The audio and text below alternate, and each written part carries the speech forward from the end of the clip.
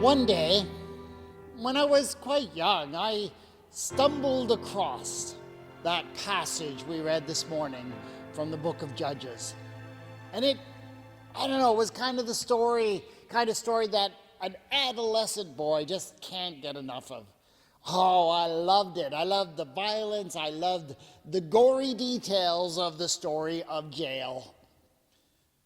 And it became one of those Bible stories that I loved to show off. You know, when somebody wanted to know something weird from the Bible, I'd show them this story. I guess I kind of like doing that kind of thing. Some things never change, I suppose. But I have more recently learned to appreciate this story for reasons beyond its gory details. It is, after all, the story of how men messed up and pushed everybody to the edge and were only making things worse. And it's the story of how some women had to step in and save the day. And if you do much reading in the Bible, especially in the Old Testament, you will know how extraordinary such a story is. The Bible, after all, is a book that was written within a society that was very much oriented towards male dominance and male authority. The heroes of the Bible are mostly men. When the nation needed some saving, it was the men who were the ones who rode to the rescue. Female heroines are few and far between, and most often their work saving the nation is done in the form of producing children to ensure the next generation, which is not to suggest that such work isn't important or heroic. The thing is just that the Bible seems to assume that that is the only heroic role that a woman can carry out. And for that reason, the story of Deborah and the story of Jael stand out in the Bible.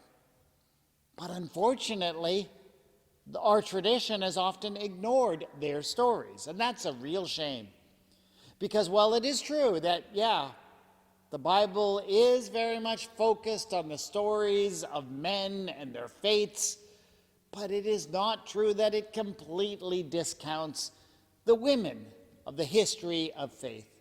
It takes a bit of digging, but incredible stories are there. So I'd like to share with you the story of two women who saved the nation in a time of great peril.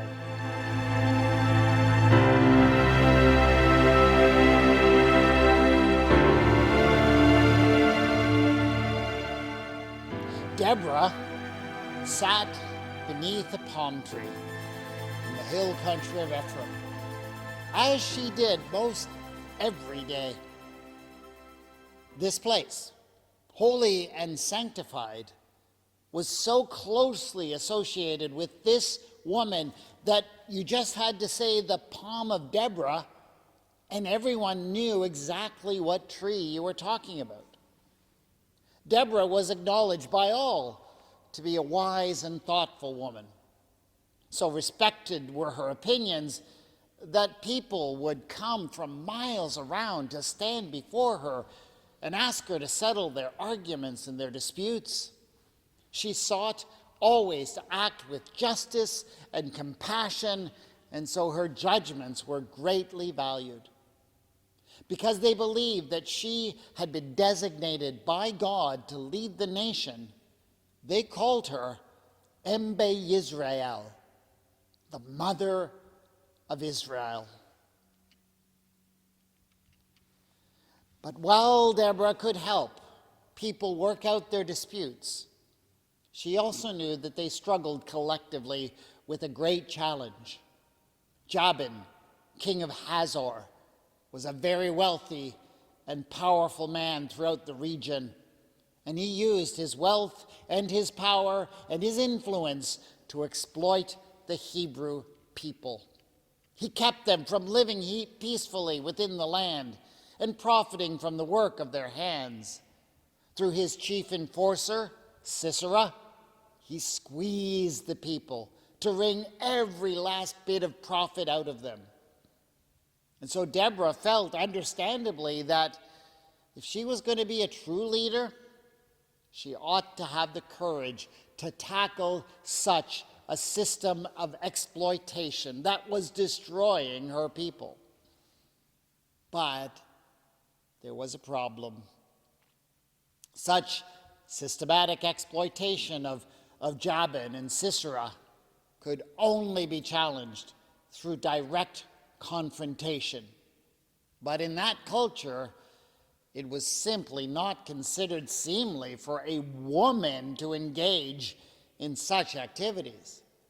So if there was to be direct action, Deborah would have to ask another to lead. And so she sent for Barak. Barak was a man, which I guess was a requirement. But he was also one who had shown himself quite capable of leading the militia of the tribes.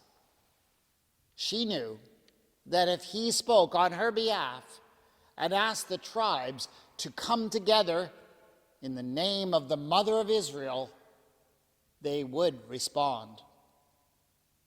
But Barak was hesitant. The problem was not that he didn't believe he could do it. Oh, he was a man. He had no doubts about that. But he was resentful of the idea that he should call up the names that the tribe on behalf of the Mother of Israel. He felt as if that would rob him of the honor and glory due to his own name. So he agreed, but on one condition. She would have to go with him. You see, he figured that if he was not successful, well, he could always blame her, but if he managed to actually defeat Sisera, well, that would only happen in the thick of battle where Deborah could not go. And so only he would have the glory of victory. He thought, honestly, that Deborah would refuse. Most men would. Any man would not be willing to risk his life in battle without the possibility of taking glory from it. But Deborah didn't think like a man. She would have willingly laid aside her own glory in order to keep her people safe from those who oppressed them. And so Deborah agreed. But she could not help herself from warning Barak that he might just be valuing the wrong thing. "I will surely go with you," she said. "Nevertheless, the road on which you are going will not lead to your glory, for the Lord will sell Sisera into the hand of a woman." Barak laughed at that, for he was certain there was no way that Deborah could steal his glory when he won.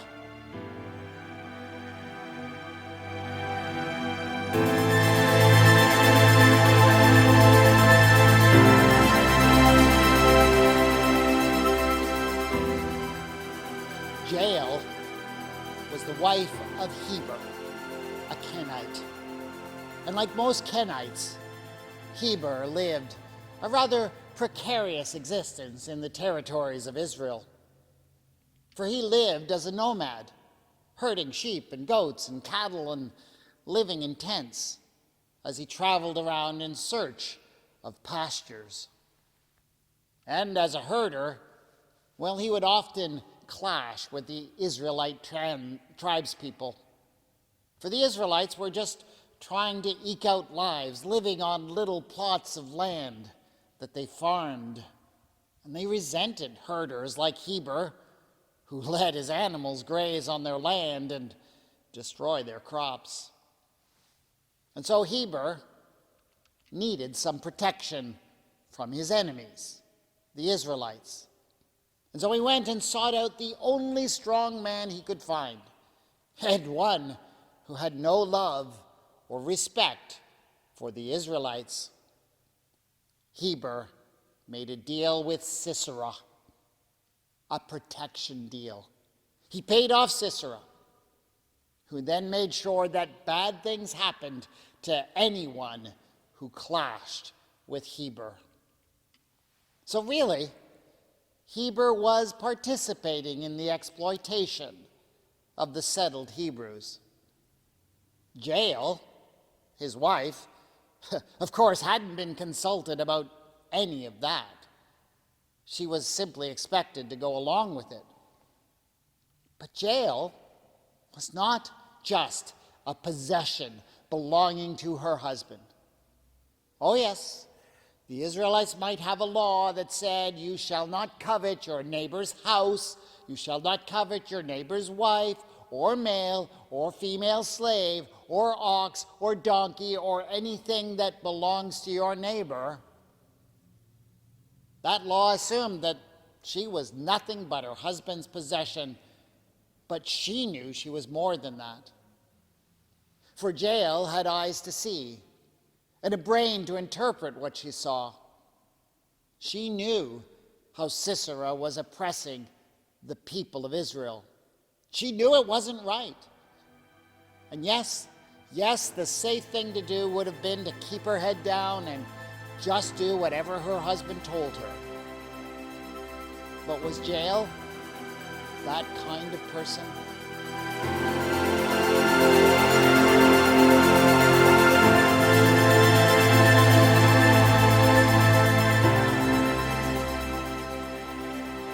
Barak looked down to the bottom of the Wadi Kishon, and there he saw that Sisera had gathered his army.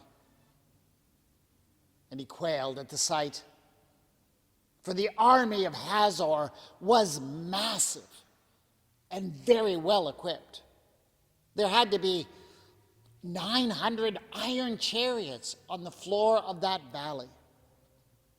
And Barak knew that the men he had gathered, the men of the tribes of Zebulun and Naphtali, they were only farmers. They had just beaten their plowshares into swords and their pruning hooks into spears. How could they possibly hope to take on such professional, well-equipped troops? Barak was pretty much ready to call the whole thing off. But Deborah was looking over his shoulder at the bottom of the wadi, and Yahweh allowed her to see something that Barak had missed. There had been a rainfall the night before, and the floor of the wadi was just a mass of churned up mud. Oh, she suspected that Sisera's chariots would not give him the advantage that Barak feared. And so she commanded Barak, spoke right to him in front of all the men. Go, she said, God has given Sisera into your hand today. And Barak, well, he had no choice. His honor would not allow him to be chastised by a woman and then do nothing. And so he brandished his sword, and with a cry to Yahweh, the warrior God of Israel, he led those tribesmen as they charged down the steep sides of the wadi. The men of Hazor were taken by surprise. Now, under normal circumstances, they probably could have recovered and maneuvered the chariots in time. But the wheels of their chariots became mired in the mud, and Sisera's army quickly fell into confusion. The much more lightly armored Israelite infantry began to sweep over them, the trapped charioteers. And they began to head off in every direction. But their wheels turned slowly in the mud, and the infantry was able to give chase. And so Barak led the troops in what felt like a rout.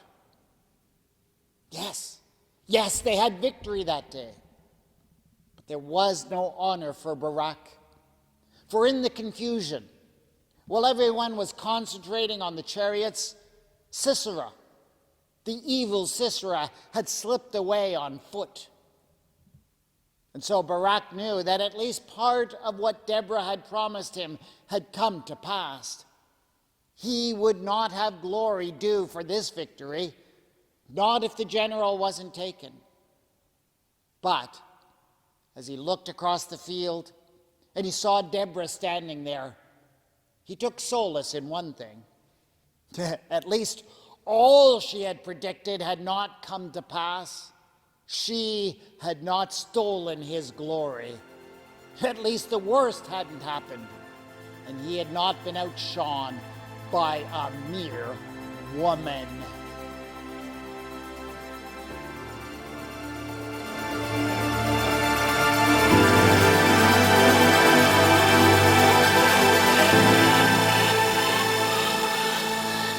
Jael was alone in her tent. Her husband was gone, following the herds as usual. He could often be gone for days at a time, leaving her to deal with whatever might arise. And, well, something had arisen outside the tent, just that moment.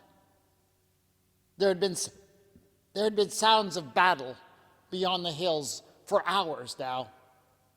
But now she heard the sound of someone running, and she looked out and saw a man coming towards her. He was panting, and he cried out with what little breath he had left. And so she recognized him. It was Sisera, the enforcer of Hazor. As he approached the tent, all red and sweaty, he began to make demands of her. He reminded her of the alliance her husband had made to his king. She was required to live by it, he reminded her. And that meant, he insisted, that she must hide him from his enemies who were seeking to kill him. She had no choice.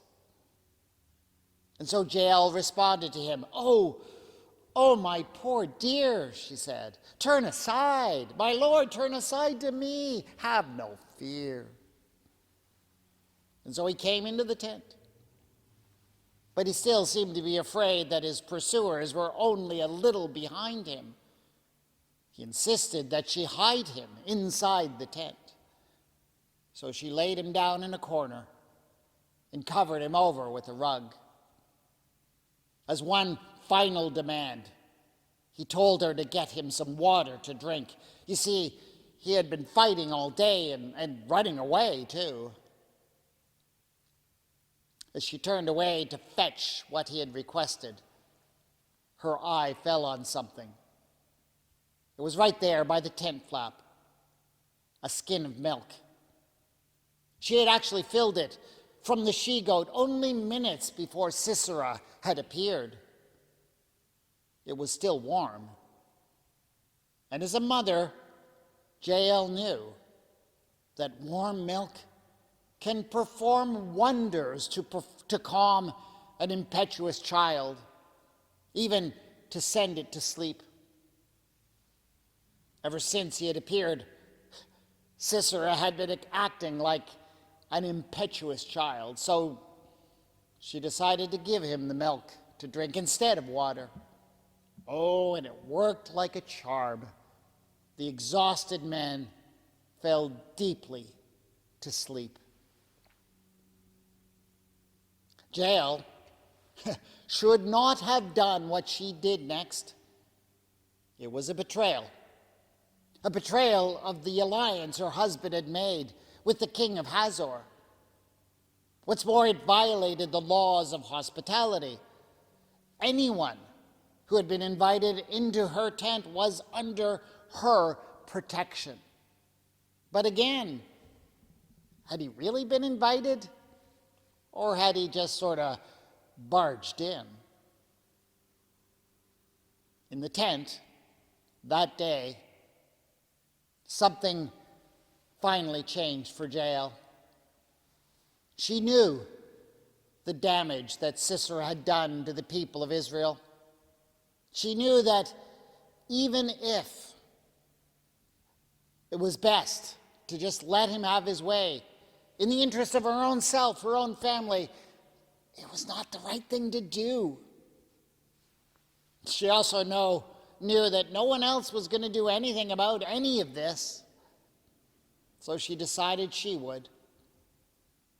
She slipped quietly outside of the tent and grabbed an extra tent peg and a mallet.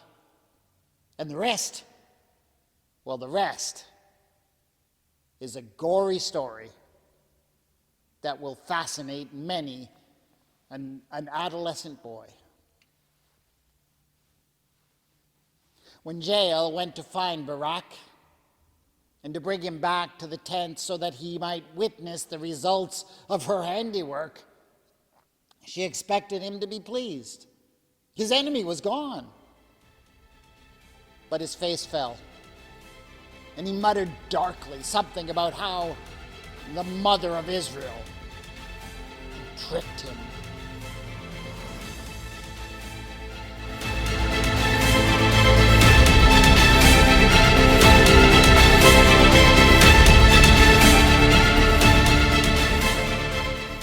The story of Deborah and Jael is actually thought by many scholars to be one of the oldest written stories in the Bible. The Song of Deborah, that we also read from this morning, is written in some of the most archaic Hebrew in the entire book. That's why I think more people should know this story. That's why I wanted to deal with it. But now you know a bit more about the story, it still leaves us with a question, doesn't it? What are we supposed to do with it? I don't think any of us is inclined, I hope, to take the lesson from it that we all ought to try to solve more of our problems with tent pegs. But while we shouldn't emulate their methods, I don't know, but I think we can probably learn a lot from these women's spirits. They were confronted with huge problems, great injustices. And they also suffered from a particular curse, for they had been told all their lives that they couldn't do anything about the problems of the world because of who they were.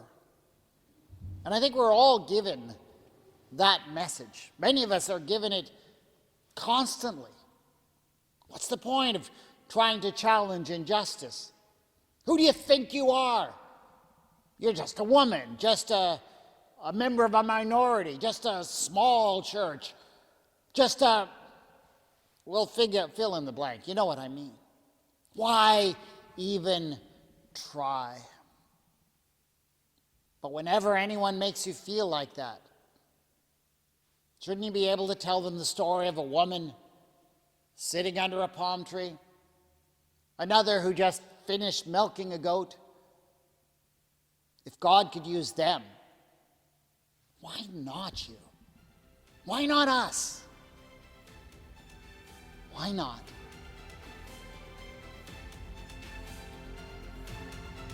Lord God, birth in me the spirit of Deborah, the spirit of Jael.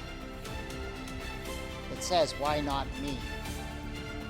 And it doesn't listen to those who tell me all the reasons why not me. Amen.